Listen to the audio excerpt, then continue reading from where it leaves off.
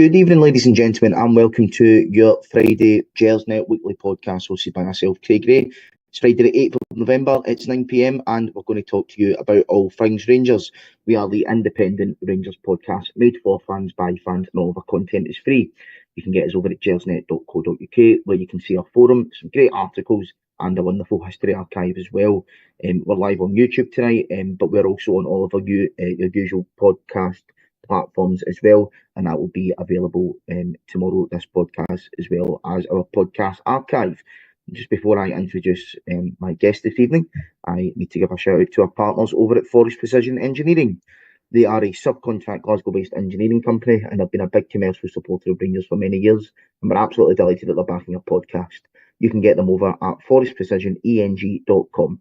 And you can also visit the Forrest Precision Executive Lounge, a stunning new hospitality area within the historic main stand. For information on how to book this unique and intimate space, you can email the club via hospitality@rangers.co.uk. So joining me tonight to dissect last night's performance in Greece and preview our fixture against Hearts this Sunday, Mr. Colin Armstrong, Gersnet veteran. Colin, how are you doing this fine Friday, mate? Yeah, better than I thought I'd have been, to be honest with you. I mean, I wasn't hopeful at all. I mean, another Gersnet veteran, John McCallum, was messaging me just before the game, and he highlighted that our record in Greece is pish, for want of a better word. You know, it's really bad. I think that the bottom three countries in terms of their performance in Europe, I think it's England, Sweden, and Greece. And so, yeah, I wasn't overly confident last night at all, especially given how things have been recently with performances and stuff like that. But no, they turned it out. I must admit, really impressed with the performance, and probably should have won, actually, when you look at it. Yeah, I think we probably should have as well. In terms of the game, then we'll start with the 11.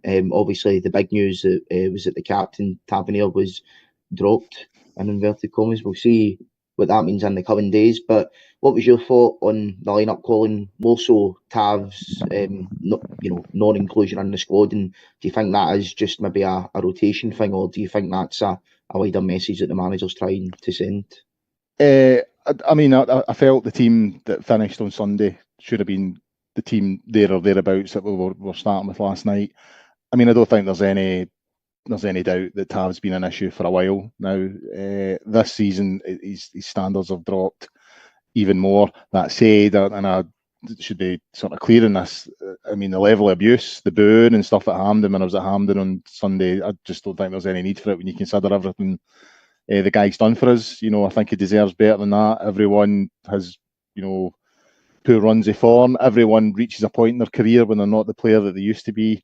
I certainly don't think he deserves the level of abuse he's getting online and some of the stuff he's having to deal with, when he's on the park.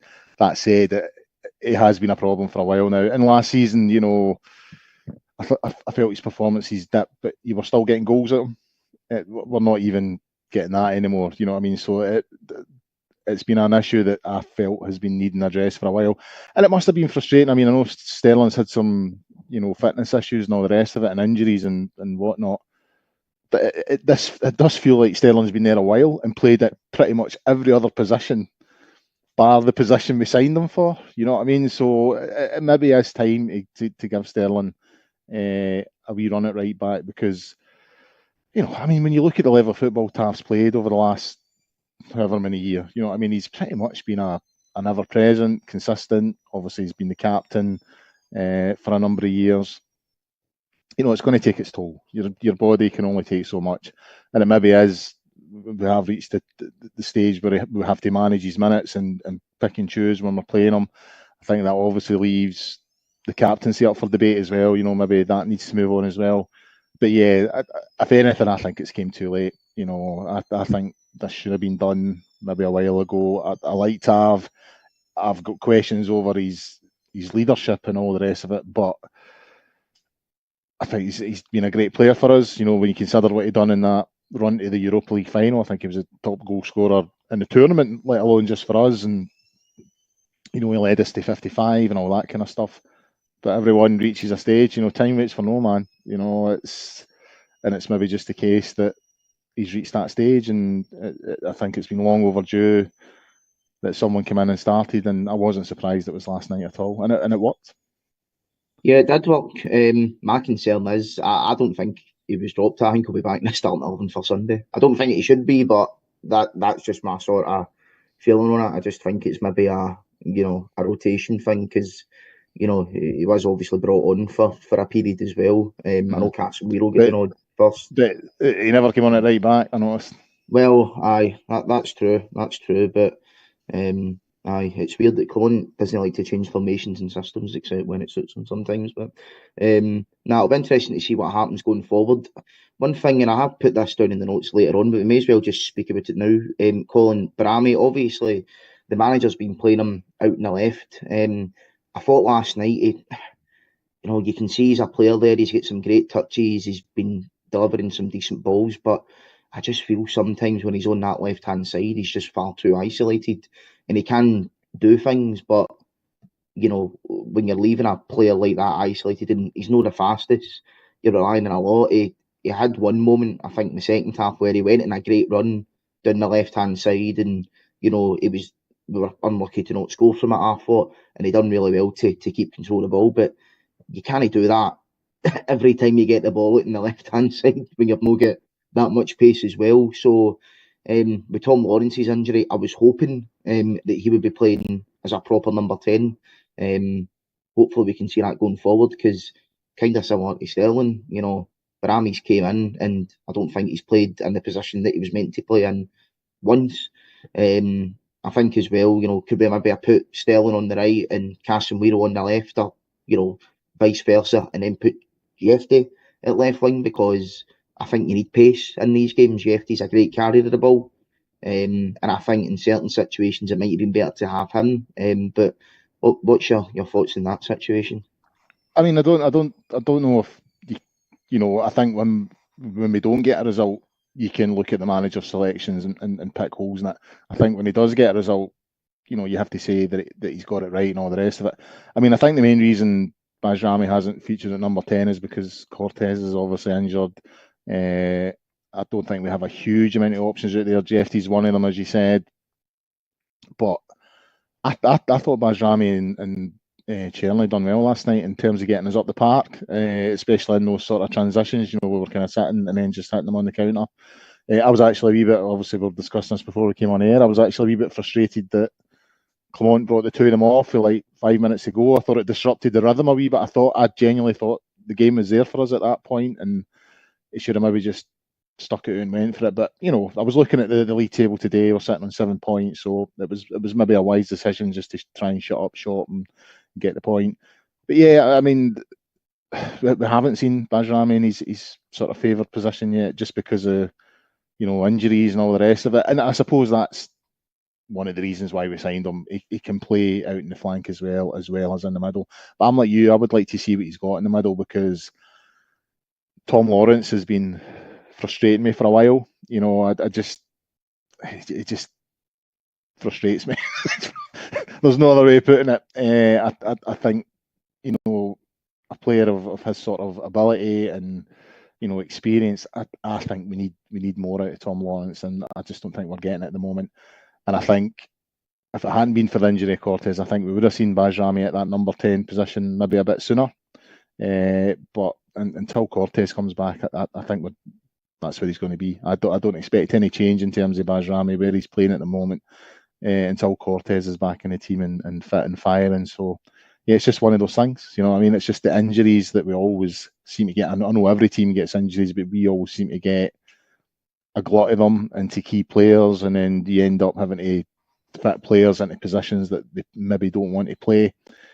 So yeah, but I'm like you. I'm looking forward to seeing him at that number 10 position because I've heard quite a lot about him, and that's his favoured position. And I do think we need a wee bit more creativity. I still think we lack a bit of that. So it'd be good to see what he can offer us in that position. Yeah, and hopefully the sooner we can play him in his proper position, the better. I mean, I think the best way to sum it up is he's done really well out in the left, and that's sort of a weaker position of his. So if he can do that in the left, which he's going to be able to do in the position that's his. Onto the first half performance, Colin. Thought we grew into it in the first half. Maybe started a wee bit, sort of holding back a wee bit, maybe just sensing out the atmosphere and just trying not to do anything stupid. But we grew into the game, had a few great chances. that man again, Cyril Dessers. We'll get into the good bit later, but we'll slag him for the moment for some of his misses last night. You mentioned it before we came on, and I was actually the same. When he goes through one-on-one, you know, was he onside? Who knows? We'll never know. But when he goes through one-on-one, you just know that he's not going to score. So yeah, You just know that he's not going to score. It's so frustrating. I actually think, see the one where Czerny pulled it back for him a bit later on. I did think he was a wee bit unlucky there, but that first one, I mean, yeah, he does need to bury it, but it's almost as if as well, it's like he gets the ball and he moves forward and he kind of just stops and he's like, I don't know what to do, and then the defender's going to catch him and he can sense that the defender's going to catch him. I mean, he was travelling with the ball for a good maybe 20, 25 yards and he shots feet outside the box. Yeah. Instead, not even inside it. So, it's frustrating. As I said before we came on air, I think the reason for that, again, this is basic striker school stuff, you know what I mean? I mean, even at my level of the game, which was amateur, you were always coached, you know, if you were through in goal and a defender was close by, you run across him. You know, you don't stay in the same channel you're in. You run across his channel because you're running with the ball, he's not running with the ball, so the chances are he's going to catch you up. So if you run across the striker, you limit the chances of doing that. And it doesn't do that. And I think at this point, I mean, we all know the issues with Dessers, but, you know, recently it's been really bad. I think the last 7 or 8 games, I know he got his goal against Motherwell on Sunday there, and obviously we'll come and talk about his goal last night. It was a great finish. But, you know, his link-up play is really poor. There was another one on Sunday there. You know, I can't remember who he had the chance to put through. I think it might have been Bajrami in the first half. And it's a simple ball, and he gets it wrong. He just gives it to the Motherwell player, and a real opportunity to get through is lost. You know, there's that incident last night when he's put through in goal. I mean, he was offside. When it showed you in the replay, he was well offside. So even if he'd have scored, it wouldn't have counted. But it still shows you that there's a basic lack of ability there in terms of basic stuff that he should be able to do. That he isn't. Another thing that I've noticed a lot recently is his positional sense. The amount of times Rangers get on in the wing, and he doesn't just peel to the back post; he goes way beyond the back post. You know what I mean? He's practically at like the edge of the box, and so when the ball comes in, where you're expecting to strike a play, I mean, I was always taught again, if the ball's in the wing, you're between the sticks. You play between the sticks, and you sniff about for what can happen. Dessers is so far away from where he should be positionally at times. But that said, as we'll come on, he's got moments of borderline genius. I mean, that goal was a great goal last night. But yeah, it's definitely an area we need to strengthen in. There's no doubt about it. I like Dessers in terms of his attitude. He keeps going. And in terms of his goals, he does get a fair number of goals. You can't deny that. But the other aspects of his play is killing us at times, actually, because, you know, when other players are doing their bit and getting us up the park, too much of it is just breaking down at him. You know, the ball's bouncing off him, he's giving it away cheaply, he's not in the place where he should be. So it's a bigger issue. I mean, I was on Paisley Road West last night. I watched the game in the Viceroy, and I hung about for about 10 minutes after the Rangers game and watched the first 10 minutes of the Hearts game in Shankland. Night and day compared to Dessers. See his link-up play in that first 10 minutes. I was thinking if he had somebody like that, it would just make such a difference in terms of getting us up the park.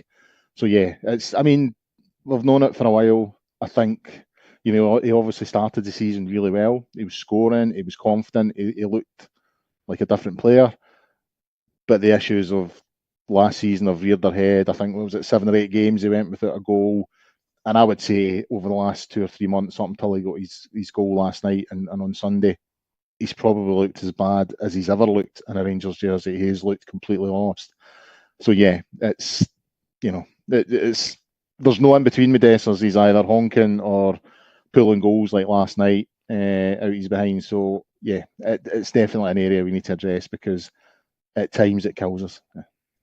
No, it does. He's certainly an enigma. Speaking of strikers, but Colin, Olympiacos striker El Krabi. This guy's a player, by the way. He's got 4 goals now in the first 4 games of the Europa League. He was the top scorer in the Conference League last year. And when I was watching that game in the final, and I watched him against AC Milan as well, I was checking him, and I was like that to my pal. This guy's a free agent in the summer. Get him in, get him Yeah, in. But he obviously signed a new contract with Olympiacos. And yesterday, I mean, you've got to give credit to the guy. I mean, it's an incredibly clever finish. From a Rangers point of view, though, I think Suter needs to do a lot more. I think it's almost as if he just runs away a wee bit and he doesn't. yeah, His positional sense is pretty poor. And I think, if the result stayed at 1-0 last night, fans, yeah, they would have been rightly criticising Dessers because he's missed this chance and that chance. But at the same time, we've made a bit of a major error for that goal as well. Lucky we get back into it. But that's the frustrating thing with Suter because he can do well. And you see him last one for Scotland being man of the match against the attacking talent that Portugal have got. But he just has these moments where, for whatever reason, he just switches off. It happened a couple of weeks ago at Rugby Park. It happened again last night. But maybe it's just part of where we are now. That's probably the best that we can attract just now in terms of a defence. yeah. I think Suter's always he's got a mistake in him, and I think far too many times when we concede goals, it's linked to him. He's there or thereabouts in terms of who you're pointing the finger at. I mean, the goal last night. I mean, the fact that the ball's allowed to bounce in the box without anyone challenging, and don't get me wrong, some finish. I mean, when he first scored, I thought it was a worse goal than it looked because I thought it had just went straight down the middle and maybe a wee deflection or something like that. But when you saw that view facing the goal, he couldn't put it in the corner anymore if he tried. I mean, and that's probably what we're lacking with Dessers. It's probably a half chance. He's got to swivel and turn and connect with it right, and he done all those things, and he puts it in the top corner. But yeah, the defending again, and it's just something that happens too often. Starting games well, looking like we're going to go on and do something, and then conceding a rank rotten goal that defensively a rotten goal anyway. And then all of a sudden, all that good work in the early sort of 20 minutes, 25 minutes is lost. I mean, it happened at Celtic Park. We started really well that day, and we conceded the initial goal that's chopped off. But that seemed to spook them. And you could look at every one of those goals at Celtic Park that day and point holes in the defence in terms of who's not done what. So it's an issue. It's no doubt an issue. If you're trying to get a foothold in the game, especially away from home, especially in Europe, you're trying to get a foothold and quieten the crowd down and start to move the ball a bit and play. And if you've done that, you've got through the first 15, 20 minutes, you've quietened the crowd and you're starting to make inroads in the game. And then defensively you make another mistake and all that work's undone. You've done well and you've controlled the game. And then all of a sudden you're 1-0 down, the crowd are up again and you're up against it. I mean, last night we got through it, and we deserve to get through it. But yeah, it's something we need to knock out the game because like the Dessers issue, it can kill us. All that good work last night was undone because it just, one poor moment defensively. Yeah, and it always seems to be an issue when you're playing sort of better teams. I know it happened at Kelly a few weeks ago, but there's you can get away with certain mistakes against your sort of rank and file SPL teams. But when there's a guy of El Kaabi's quality top scorer in the Conference League last year, even in a half chance, you're more than likely going to get punished. And it's the same when we went to Celtic Park as well. So. Sorry, I'm on mute. You only have to look at pathology. We got back in the game. We didn't start particularly well in the first half. Their crowd were obviously up for it. They fancied their chances that night, so they're up for it. They get the goal. We get a wee bit of a break with the penalty. Butland makes the save, and then in the second half we get into the game. We're playing quite well. We get the goal, and we look like the team that's going to go on and win it. If any team's going to win it, it's going to be us. We've got a foothold in that game. It's all going one way. Don't get me wrong, we sort of lacked a bit of creativity. We weren't creating chance after chance. It was mostly sort of set pieces and stuff like that. But we're still the ones, we're playing the game in their half, essentially. And then one of the most ridiculous goals you'll ever see, Tav lets us down, Butland lets us down.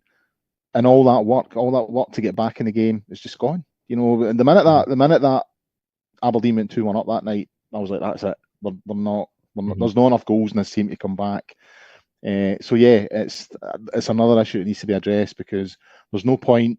The rest of the team getting a foothold in the game and controlling the game, which is something I think we don't do often enough. But we were doing it well last night.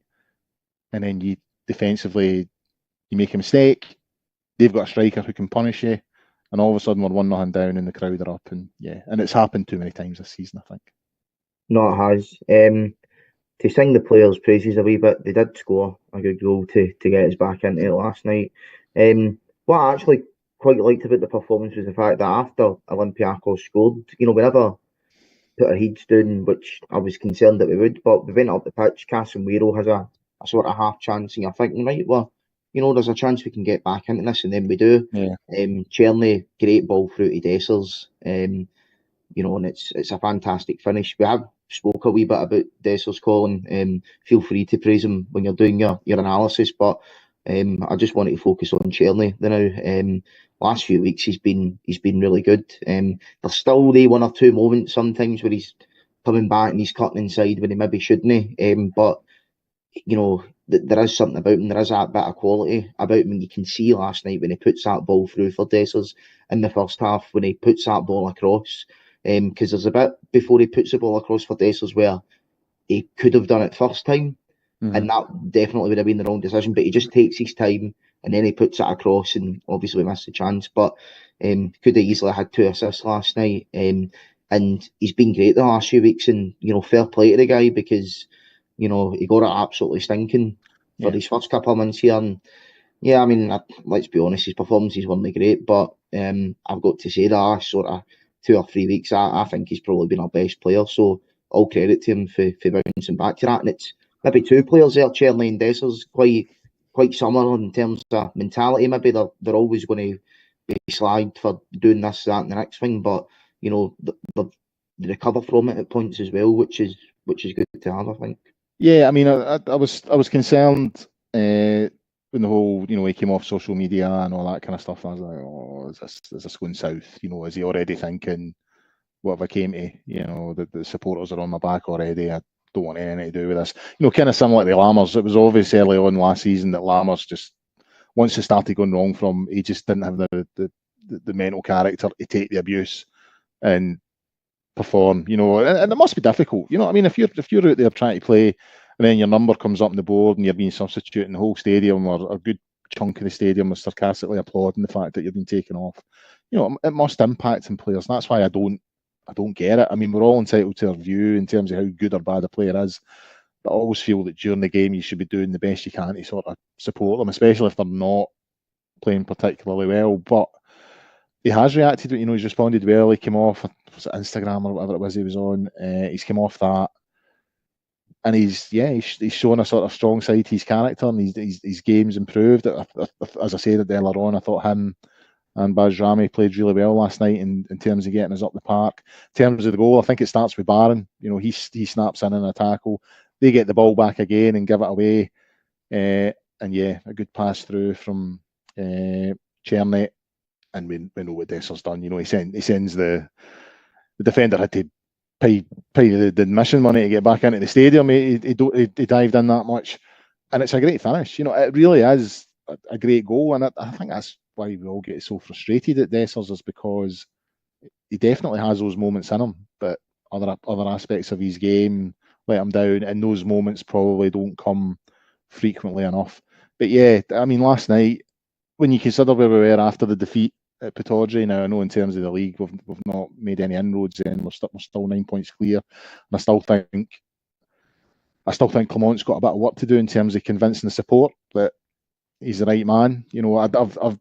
When the support have turned the way they have on him at the moment, certainly after that Aberdeen game, I think it's very difficult for any Rangers manager to come back from that.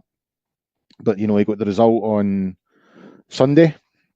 I think when we went 1-0 down, we thought, we've seen this story before, we know what's coming here, but we showed the strength of character, turned that around. Excellent performance last night. So, it feels like the crisis has slightly been averted at the moment. I think supporters are slightly happier with how things are going, but, defeating Sunday and we're back to where we are. So, there's still some way to go, but definitely from individuals and as a team collectively, more bright spots than sort of negatives last night, no doubt about it. this is the thing that frustrates me about this team. It's like, see, when we start to come into a wee bit of form, it's like one more game left and then it's international break, and that just completely Yeah, breaks up the yeah. form that The you've got. momentum. Because Yeah, yeah. it happened. It happened the last time. We had the St Johnstone game. Chernley gets his 2 goals and stuff. So we were only great against St Johnstone that night. But I think was it the Malmo we played on the Thursday, I think, and then St Johnstone on the Sunday. Played Mhm. really well at Malmo, got the result against St Johnstone. Chernley's, started getting a bit of form. Boom, 2 week international break. You come back, first game away at Rugby Park, honking performance. Chernley, anonymous, and you've just completely, seems like you've just broke up that sort of Momentum. momentum, as you Yeah, said. So it's frustrating, but Sunday's just going to be a case of just trying to get the win. Hopefully we can get the injured players back for at least a couple of weeks before they get injured again. Maybe we can get some use out of them. But you mentioned them there, Colin, and I want to talk about the midfield duo. Maybe speak about trio actually and include Diamande in our conversation. But Barron and Raskin, first of all, I've actually recorded about Barron enough times on here, so I want to do a wee bit about Raskin. Raskin, I think the last few weeks has been yeah, fantastic. He's really grew back into um, the games and the team. And I thought last night it was outstanding. Him and Barron, when they first played, they didn't really seem to sort of click. But I think now they've had that run together, a few games of playing beside each other. Um, it's good to have sort of two workhorses in that midfield, and maybe for certain domestic games we might not need to do that, but I think when you're playing the likes of Celtic in games in Europe, to have two guys in there with the energy, the fight, the belief, the desire, I think it's really important, and I just think they two were excellent last night. yeah. I mean, obviously at the start of the season, it was predominantly Conor Barron and Diamande who were sort of the two sitters, and I felt that was working well to start with. But Diamande kind of lost his way a wee bit, and all of a sudden it just didn't look like a sort of partnership anymore. And I mean, I thought I thought his Rangers career was fading away. Actually, I was starting to get the impression that maybe coming January there would be talks of a move or whatever, because pretty much all the last season and most of this season he's not really figured that much. And you started because he's obviously someone that's ambitious. He wants to play for the Belgium international team, all that kind of stuff. So you're starting to think to yourself, this can't continue. He's not getting enough minutes. He's not getting enough football. There's probably a chance he might be champing the door and looking to go elsewhere. But he's got his chance, and he's came in and he's taken it. Over the last few weeks, he has been really, really impressive. And last night was another example of that. The two of them in the middle of the park were outstanding. And yeah, I would imagine, certainly for the foreseeable future, that those two guys will be one of the first on the team sheet. Until one of them or both of them fall out of form, and then you maybe got to change it again. But at this present moment in time, the two of them are on form, and I always think going away in Europe, that's what you need. You need guys who are able to retrieve the ball, settle it down, and get you going. And I think especially now with the way the game's played, it's based so much in pressing and transitions and all that kind of stuff. That's how football is set up now. You give the team the ball, you move it about, you press them at the right moments, get that turnover, and then try and hit them. And they done it well last night. They protected us really well, because I had slight fears about Proper being back in the side last night, because obviously he's had some issues recently with his form, but they protected him really well. It's the whole defence, I thought, was covered by the two really, really well. And you would have to argue one of the most frustrating things last night, when they scored their goal, you're thinking that's their first chance. That's really their first chance that they've had, and they've scored. And that shows you the sort of level of work that those two boys were doing in the middle of the park. So yeah, long may it continue. Hopefully it'll continue on Sunday, and see where it takes us. You're on mute, Craig. Oh, the audience was absolutely delighted there for a brief second or two, but no, they have been great lately. So. 10 of them. Aye. Well, it's 10 more than some other people, so there you go. No naming names here. We're not like that. But no, I thought they were excellent. But fair play. Hopefully their performances can continue. The big question, Colin, I've got it in my show notes. Colin, I think now is unbeaten in all 6 of his European away games with Rangers.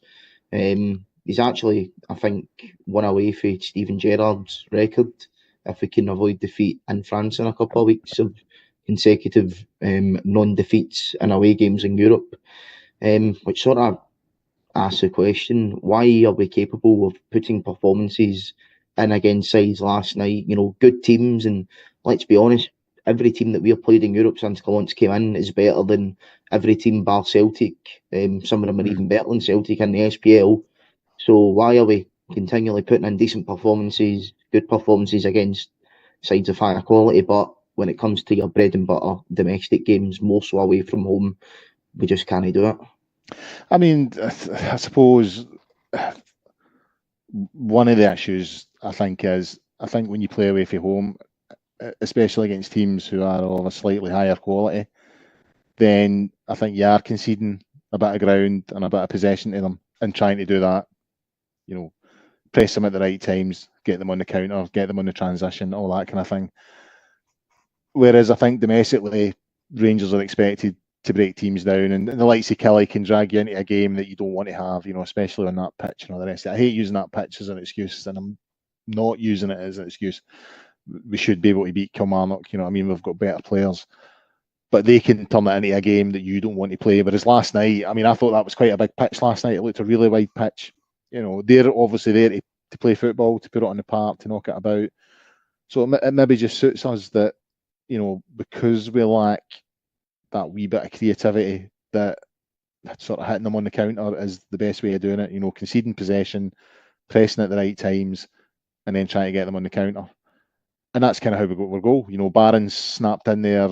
There's a loose ball. He snapped in, won it, gave it to Gersnet, and we've scored. Whereas when the onus is on Rangers to break teams down, I just wonder that's where the lack of creativity kicks in. You know what I mean?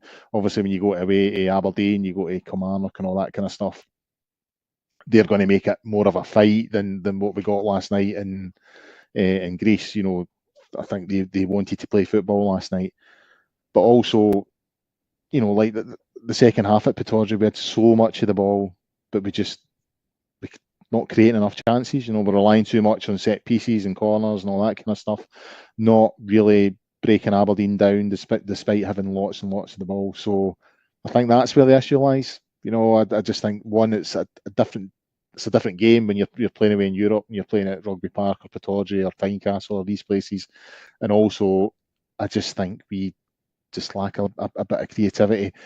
Whereas when you play away in Europe, they're coming at you. They're playing a more open game, and there's more gaps for us to exploit, and we maybe don't need so much creativity because the space is already there.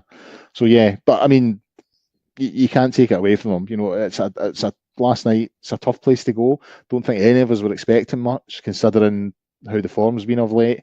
So getting a result would have been enough. To get out of there with a result.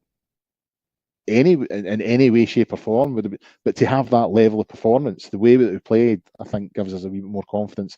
But I definitely think there's a difference between the two types of games, and that's maybe why we're quite good at one and not so good at the other.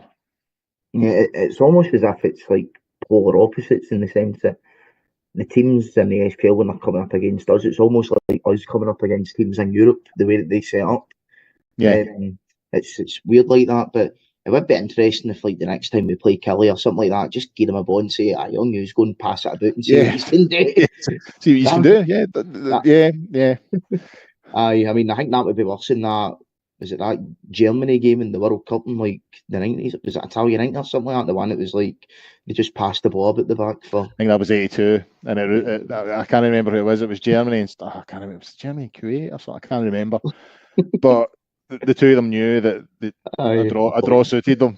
Both teams were qualifying, and they just played. They played out the 90 minutes, and they changed the format of the tournament in '86 after that because they thought we can't have that again. Some folks say that's what happened in the last 10 minutes of Helicopter Sunday. Because Hibs were happy, they were qualifying for Europe. We were happy as things stood. We were getting the 3 points. And there was a bit of that with that last 10 minutes at Easter Road. Both teams were just not really threatening each other, just passing it about and just like, you've got your goal. As long as we don't get, I think Hibs, as long as they didn't concede 3 or 4 that day, they were qualifying for Europe. So yeah, I think there was a bit of a gentleman's agreement that day as well. Well, we loved that we mentioned a helicopter Sunday here. Celtic fans can just blame Tony Mowbray for that one then, for not coming out and playing the last 10 minutes against us. So he done us another favour. That day. Great guy. On to Sunday then, Colin. We'll just make it brief, and then we'll wrap up. Hearts have been kind of a half new manager bounce under this guy. Not to get the last couple of games I've had bad results. I seen snippets of their game last night. I think from what I've heard, they played okay, but that other team just had quality players and just punished them. But it will be a tough game. We played them at the first game of the season. They probably should have won, to be quite honest, at Tynecastle. It will be a different game at Ibrox. But I want to talk mostly about the starting 11. Is there any specific changes that you would make if you were the man in charge? As I said earlier on, I felt the team that finished the game on Sunday should be there or thereabouts, the team that started last night. And I think we should be sticking roughly with that team.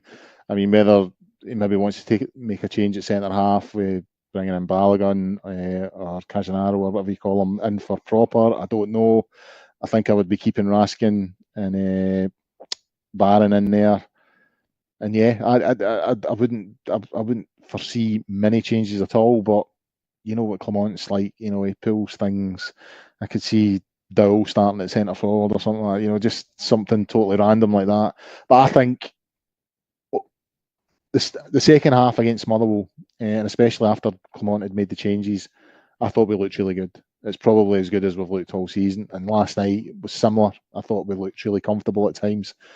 So yeah, I wouldn't be changing the team too much for Sunday, because obviously if Aberdeen and Celtic win their respective games, they'll be 12 points clear, and so we need to get it back to 9, and that's the issue with obviously the Europa League. If you're playing on a Thursday, you're always playing catch up, because you play your league games on a Sunday, and for us apparently it's Sunday at 5 o'clock, which the amount of bonkers kickoff times we've had this season is just ridiculous. But yeah, I think the team that sort of finished the game against Motherwell and started last night is probably the best we've got at the moment. That's how as good as we've looked over the last few weeks. I think considering where we are in the league, I wouldn't be tinkering too much with that. I think he should be sticking with the team that's playing well at the moment. So that's what I would go with. Yilmaz was back on the bench last night. No. I don't want him back in the team. Sorry, on you go. What about Danilo? He's not in the squad, so would you bring him on for a wee bit? Well, I thought Danilo, when he came on Sunday, again that aspect we were talking about Dessers, his link-up play and his positional play and all that kind of stuff. I still have question marks about Danilo's finishing. I think he's guilty of missing a lot of chances similar to Dessers. But last week, I think that was part of the reason we controlled the game a lot better at Hampden, because when Danilo came on, he was able to just get us up the park. He was able to take the ball, lay it off, put people through. He definitely made a difference in that respect. His link-up play and all that kind of stuff. So, I mean, he's 6 million he cost us. I think that's how the song goes. Yeah, so I don't think we can be having 6 million sitting on the bench for too long. So I would probably like to see him. I think he came on for the last 20 minutes on Sunday. Bring him on for the last half hour or whatever.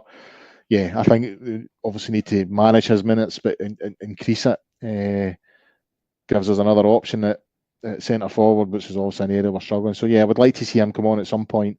But I think Dessers will start on Sunday. I think the team that started last night will be pretty similar to the team that starts on Sunday, because there's just too much at stake. We simply cannot drop more points. We cannot go into another sort of international break on the back of defeat and question marks about the manager and all that kind of stuff. So yeah, a win on Sunday is vital. Yeah, no, it definitely is. I've got a wee sneaky feeling that he might start, I just think there's maybe a reason that he never included him in the European squad, even though he knew that he was going to be back for injury sort of halfway through the campaign. You could still use him. So I think he's really going to go full forward on the Sundays after the European games we didn't know, but we'll see what happens on Sunday. We'll be back on Sunday. We'll be doing a post-match me and Scott, as we always do, from Ibrox. Our flagship show, however, guys, will be on Monday at 9:30. It'll be John and Alan on Monday night doing that one. That's twice in the last month. Premier Sports have messed up our scheduling. So thanks very much for that, guys.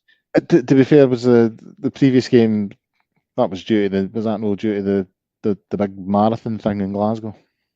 Yeah, but I still blame Premier Sports for it. I'll just blame them. But I got told the game was televised because it was moved. It wasn't moved to be televised. This game is the 5 o'clock, but that was it a 6 o'clock kickoff against St John's? 8 o'clock. 8 o'clock. 8 o'clock. Yeah, it was moved because of the run. But anyway, on you go. Sorry. Well, at least the Subway's going to stay open a wee bit later this time, so that's good for the fans at least. So what time's it shutting at? I think it's 8 now, so they've extended it by a couple of hours. So that's nice of them. Finally, I know it's nice in a major European city. You've got a Subway opening past 6 on a Sunday. I know. Wow, it's amazing, isn't it? Some place, I know, some place, guys. But no, that's all for tonight then, guys. Colin, thanks very much for coming on, mate. Been a pleasure as always. Thank you. Not a problem. Thanks to the viewers at home. See you soon, guys. Bye-bye.